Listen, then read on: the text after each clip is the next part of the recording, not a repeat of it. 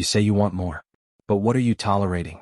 Because life doesn't give you what you ask for in silence. It gives you what you settle for in routine. You don't attract greatness by wishing for it. You attract it by refusing to tolerate anything less. Look around your life. What's still standing that should have been burned? What habits, what people, what excuses still occupy the space meant for your evolution? Your standards are the blueprint of your future. If you tolerate mediocrity, you will live in it. If you tolerate disrespect, you will breathe it daily. If you tolerate your own laziness, your dreams will rot while you scroll. You want to evolve? Then raise the floor, not just the ceiling. Decide what's no longer allowed in your presence. Your time is a currency kings envy. Stop trading it for comfort. Comfort is the cage. Discipline is the door. And every time you choose what's easy over what's necessary, you reinforce the bars of your own prison. This life, your one shot, is slipping. Not loudly, not dramatically. Quietly. Through moments you ignored. Through decisions you delayed. Through lies you told yourself about tomorrow. But the truth? There is no magical tomorrow. Only now. Only fire. Only a decision. And that decision is this. Will you keep living like life owes you something? Or will you become the kind of person who builds what no one can take? Look at your habits. They're not just habits. They're votes for who you become. Every time you hit snooze, you vote for comfort. Every time you say, I'll do it later, you vote for the version of you that stays behind. But every time you show up, especially when it's hard, you cast a vote for the unstoppable force you're meant to be. You don't need more motivation. You need clarity. Clarity about what you will no longer accept. Because once a person stops tolerating the version of themselves that settles, everything changes. They stop entertaining chaos. They stop explaining their value. They stop performing for people who can't see the storm they've survived. And they start walking. Not like someone who hopes, but like someone who knows. You remembered who you were. You didn't chase greatness. You let it wake up inside you. Like a sleeping lion opening its eyes.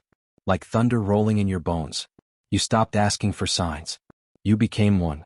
A signal to the world that says, I've arrived. Not because you saw results, but because you chose to move before they did. You became allergic to excuses. You started recognizing them for what they were. Tiny thieves of your destiny. Little lies wearing comfort as a disguise. And you stopped feeding them. You no longer cared what they think. Because they never built anything. They never stayed up late chasing a dream with no applause. They never fought the war in your chest. The one between doubt and desire. You stopped waiting for motivation. Because you realized, motivation is a byproduct of movement. You don't wait for the fire. You become the match. You stop chasing balance. Because balance is for those trying to manage average. You were born to burn. To live fully, not carefully. To dive into your vision like it was air. And you were drowning in normal. You stopped lying to yourself. No more maybe tomorrow. No more one day. Because you saw clearly. One day is a lie told by the fearful. One day becomes no day. Unless you decide, today. You looked in the mirror and said, I've broken promises to myself long enough. And that reflection? It changed. Because mirrors don't reflect your face. They reflect your standards. You stopped playing small. Because playing small never saved you. It only delayed your arrival. And you were done with delay. You started talking to yourself like a king. Not because you felt like one. But because you knew. Kings are made by repetition, not royalty. By what they say when no one listens. By how they walk when no one claps. By how they keep building. When nothing around them looks like a kingdom yet. You remembered your pain. But this time you used it. You forged it into armor. Into vision. Into hunger so deep, fear couldn't swim in it. You forgave the past. Not because it deserved peace. But because you deserved freedom. You stopped dragging the weight of old versions. Into rooms built for your future self. You stood tall. Not because you were unafraid. But because you got tired of crawling. In a world you were born to fly through. You stopped comparing your path. Because you realized, no one else was built to walk it. No one else carries your fire. Your scars. Your rage that turned into resolve. You were done watching others win. Done clapping in the background. While your calling went quiet. You stopped begging for doors to open. You became the storm that knocks them down. You no longer asked the world to notice. You commanded its attention. By moving like destiny was watching. You stopped overthinking. Because overthinking is the enemy's lullaby. It sings you into comfort. It lulls you into hesitation. But you? You chose action over analysis. Movement over mood. Because nothing changes until you do. You stopped waiting for alignment. You aligned yourself. You no longer needed the stars to be perfect. You became your own constellation. You mapped your own heaven and walked toward it barefoot, bleeding, smiling. You stopped looking for safety, because safety is for survival. And you weren't built to survive. You were born to lead, to create, to shake foundations with your footsteps. You looked at fear and whispered, "I know you, but you don't know who I'm becoming." You made fear feel small in your presence. You became so certain, so relentlessly committed, that doubt couldn't breathe next to you. You stopped chasing love that didn't see you, because love is not a prize. It's a reflection. And the day you started loving your mission, the right one started recognizing your soul. You started walking into rooms with a silent message in your presence. I'm not here to fit in. I'm here to take up space. Not arrogantly, but as someone who knows what it costs to shrink. You stopped chasing permission. You stopped over-explaining your fire to people who couldn't even hold a candle. You let them go. Not because you hated them, but because they were too quiet for the roar inside you. You stopped chasing motivation because you became something stronger. Unreasonable discipline. That rare force that doesn't care how you feel. It only cares what you decide. And you decided to rise. You decided to train your mind like a soldier going to war, to ignore the noise, to reject mediocrity, to act in spite of fear, to choose standards over softness. You didn't need a morning routine. You needed a mindset that said, even if I lose everything, I will not lose me. You stopped listening to failure, because failure's only job is to make sure you're not casual. You thanked it, then walked past it with fire in your lungs. You rewrote the definition of success. Not money, not likes, not applause. Success became keeping your word to yourself. Success became doing the thing you said you'd do, even when no one else is watching. You stopped needing applause, because your soul claps louder than any crowd. You no longer required validation. You became your own proof.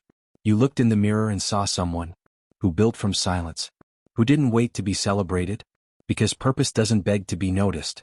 You became dangerous, not to others, to every version of you that used to shrink, to every doubt that once ruled your tongue, to every lie that said, "You're not ready." You are ready, because readiness isn't a state, it's a decision. And you decided to stop breaking your own heart by delaying the life you were born to live. You started seeing time differently, not as a river to float down, but as a sword you carry. You cut through distractions. You bled routine.